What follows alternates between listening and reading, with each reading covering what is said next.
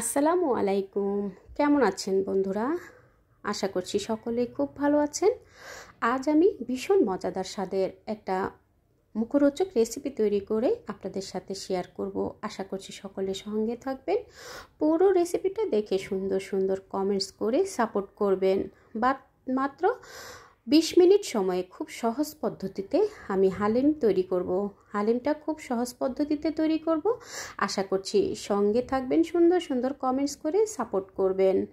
বন্ধুরা, হালিম কম বেশি সকলেই তৈরি করে থাকেন। আমি যেভাবে খুব সহজ পদ্ধতিতে মাত্র 20 মিনিটে তৈরি করে দেখাবো, সেই পদ্ধতিটাই আজ শেয়ার করছি। বন্ধুরা, হালিম তৈরি করার জন্য এখানে আমি প্রায় 2 কেজির মতো গরুর মাংস নিয়েছি। আমি এখানে হাড় চর্বি সহ সলিড কিছু মাংস নিয়েছি। মাংসগুলোকে খুব ভালোভাবে ধুয়ে পরিষ্কার করে পানিটা ঝরিয়ে নিয়েছি। এখন আমি মাংসটাকে ম্যারিনেশন করে নেব। স্বাদ মতো লবণ দিয়ে দিলাম, হলুদের গুঁড়া 1 চা চামচ, আদা রসুনের পেস্ট এখানে দিয়ে দেব 1.5 টেবিল চামচ। বন্ধুরা, আমি আমার মাংস অনুযায়ী কিন্তু মশলাগুলো ব্যবহার করছি। আপনারা আপনাদের উপকরণ অনুযায়ী কিন্তু মশলাগুলো ব্যবহার করবেন। ঝালের জন্য 2 চা চামচ দিয়ে দিলাম লাল মরিচের গুঁড়া। বন্ধুরা, যে যেরকম ঝাল খেতে পছন্দ করেন সেই অনুযায়ী ঝালটা ব্যবহার করবেন। আমি পরবর্তীতে আবার কাঁচা ঝাল ব্যবহার করব, সেই অনুযায়ী কিন্তু আমি মশলাগুলো ব্যবহার করছি। পেঁয়াজ কুচি দিয়ে দিলাম 1 কাপ পরিমাণ। আর আজকে আমি তৈরি করে দেখাবো রেডিমেড প্যাকেটের মশলা দিয়ে হালিমটা রান্না করব। তো আমি 2 প্যাকেট রান্না করব। 2 প্যাকেটের ভিতর এখানে 2 প্যাকেটের সম্পূর্ণ মশলাগুলোই কিন্তু আমি দিয়ে দেব। দিয়ে খুব ভালোভাবে মিশিয়ে মিক্স করে নেব। বন্ধুরা, এক একটা প্যাকেটের ভিতরে কিন্তু 2টা প্যাকেট থাকে। তো একটার ভিতরে ডাল মিক্স থাকে আর একটার ভিতরে গুঁড়ো মশলা থাকে। তো গুঁড়ো মশলা 2 প্যাকেট যেহেতু আমি রান্না করছি, 2 প্যাকেট সম্পূর্ণটাই আমি দিয়ে দিলাম। দিয়ে হাতে আমি ভালোভাবে মিশিয়ে নিচ্ছি। বন্ধুরা, আপনারা চাইলে এখানে আর অতিরিক্ত কোনো মশলা ব্যবহার না করে প্যাকেটে যে মশলা থাকে সেই মশলাই কিন্তু আপনারা রান্নাটা সেরে নিতে পারেন। তো আমি কিছুটা স্পাইসি হওয়ার জন্য আমি এখানে কিছুটা লাল মরিচের গুঁড়া এবং কিছুটা হলুদের গুঁড়া আমি ব্যবহার করেছি।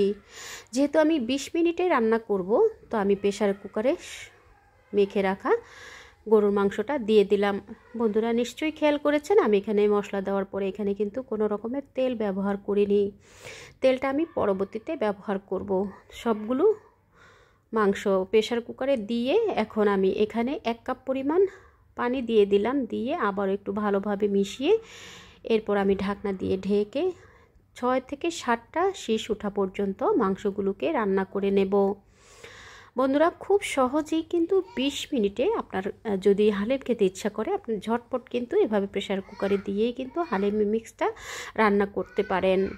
তো আমি চুলাতে বসিয়ে দিলাম প্রেসার কুকারটা। এখন আমি ডালটাকে মিক্স করে নেব। তো যেহেতু আমি প্যাকেট মশলা তৈরি করছি, প্যাকেটের ভিতরে কিন্তু এরকম বড় বড় 2টা প্যাকেট থাকে।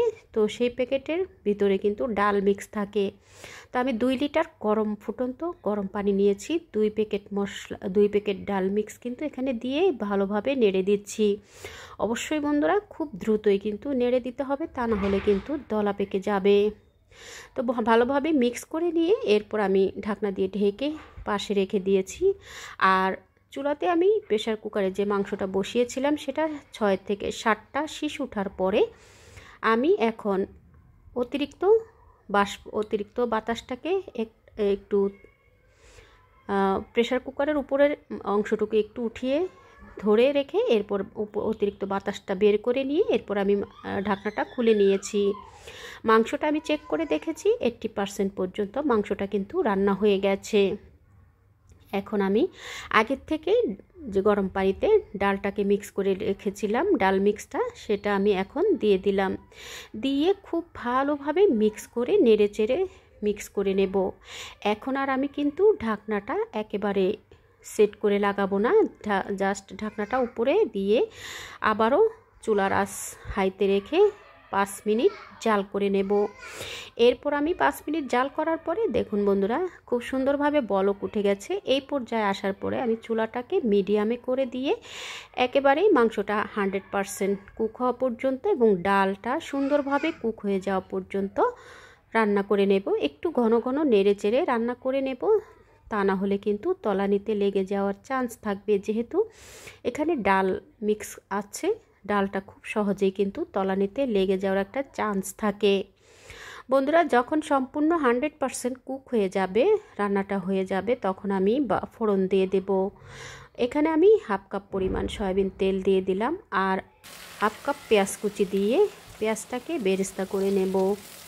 বন্ধুরা, খুব সুন্দরভাবে নেড়ে চেড়ে পেঁয়াজটাকে বেরেস্তা করে নিয়ে যখন একেবারে বেরেস্তা কালার হয়ে আসবে, ঠিক সে সময় আমি এখানে 1 টেবিল চামচের মতো আস্ত জিরে দিয়ে দেব। বন্ধুরা, একটু নেড়ে চেড়ে ভেজে নিচ্ছি।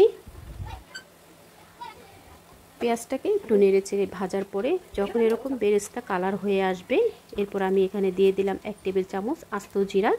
এটা আপনারা চাইলে স্কিপ করতে পারেন, তবে আমার হালিম মিক্সে হালিমের সাথে একটু আস্ত জিরা দিলে খেতে ভালো লাগে।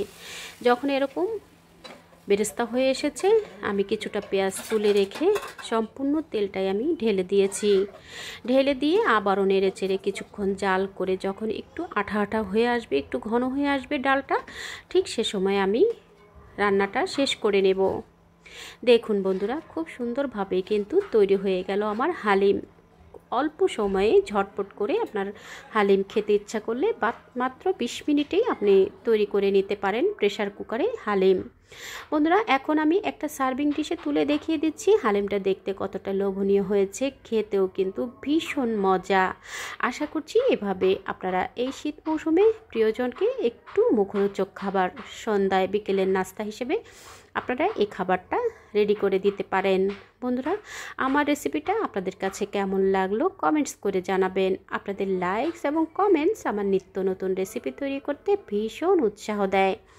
আমি একটা সার্ভিং ডিশে তুলে নিয়েছি, এখন আমি একটু গার্নিশিং করে নেব। আমি আমার মতো করে কিন্তু গার্নিশিংটা করে নিচ্ছি, আপনারা আপনাদের পছন্দ মতো গার্নিশিং করে নিতে পারেন। বন্ধুরা, আমি উপরে কিছুটা শসা কুচি, কিছুটা ধনিয়া পাতা কুচি, কিছুটা পেঁয়াজ বেরেস্তা এবং টমেটো আর কিছু আমি আদা কুচি দিয়ে, এরপর চিলি ফ্লেক্স দিয়ে দিব, কিছুটা ধনিয়া গুঁড়ি কিছুটা দিয়ে, এরপর আমি 1 টুকরো লেবু দিয়ে দিব। আমি এভাবে করে গার্নিশিংটা করে নিয়েছি, আপনারা আপনাদের পছন্দ অনুযায়ী গার্নিশিংটা করে নেবেন। বন্ধুরা, এতক্ষণ ধৈর্য ধরে আমার রেসিপিটা দেখার জন্য সবাইকে অসংখ্য ধন্যবাদ জানাই। যারা আমার চ্যানেলে আজ নতুন, তাদের কাছে রিকোয়েস্ট রইল রেসিপিটা ফুল ওয়াচ করে লাইক দিয়ে সাবস্ক্রাইব করে অল বাটনে ক্লিক করে রাখলে খুব সহজে আমার নিত্য নতুন রেসিপির নোটিফিকেশন সবার আগে আপনার কাছে পৌঁছে যাবে। বন্ধুরা, রেসিপিটা আপনাদের কাছে কেমন লাগলো কমেন্টস করে জানাবেন। আপনাদের একটা লাইকস, একটা কমেন্টসের মাধ্যমে আমার এই রেসিপিটা চলে যাবে আরও অনেক বন্ধুদের কাছে, তারাও কিন্তু আপনার মতো করেই আমাকে সাপোর্ট করতে পারবে। তো বন্ধুরা, এভাবে পাশে থেকে সাপোর্ট করবেন, সুন্দর সুন্দর কমেন্টস করে উৎসাহিত করবেন। দেখা হবে পরবর্তী কোনো রেসিপির সঙ্গে। সে পর্যন্ত সকলের সুস্থতা কামনা করছি। ভালো থাকবেন, সুস্থ থাকবেন, নিরাপদে থাকবেন। আমার ও আমার পরিবারের জন্য দোয়া করবেন। পরবর্তী রেসিপি দেখার আমন্ত্রণ রইল। আজ এখানে বিদায়। আল্লাহ হাফিজ।